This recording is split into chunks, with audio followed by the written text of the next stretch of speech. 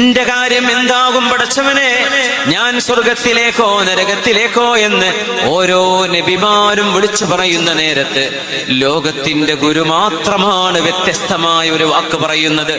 യൗമ യദ്ഉ ഖൈറു ഖൽഖിൽ അംബിയാ, അംബിയാക്കളുടെ നേതാവായ അഷ്റഫുൽ ഖൽഖ് തങ്ങൾ പറയുന്ന വാക്ക് ഉമ്മത്തി യാ ഉമ്മത്തി യാ ഖൗമി യാ അല്ലാഹുവേ, എന്റെ ഉമ്മത്തികൾ, എന്റെ അനുയായികൾ അവരെ രക്ഷപ്പെടുത്തണേ. ഹബീബിന്റെ മക്കളെ കുറിച്ചല്ല പറയുന്നത്, ഹസൻ ഹുസൈൻ എന്ന രണ്ട് പേരമക്കളെ കുറിച്ചല്ല പറയുന്നത്, റളിയല്ലാഹു അൻഹുമാ അവരുടെ ഉപ്പയായ അബുൽ ഹസൻ അലി തങ്ങളെ കുറിച്ചല്ല പറയുന്നത്, കരളിന്റെ കഷ്ടമാണെന്ന് നബി തങ്ങൾ പറഞ്ഞ ഫാത്തിമത്തു സഹ്റാ തങ്ങളെ കുറിച്ചല്ല നബി തങ്ങൾ പറയുന്നത്. എന്റെ ഉമ്മത്തികൾ അല്ലാഹ്, എന്റെ ഉമ്മത്തികൾ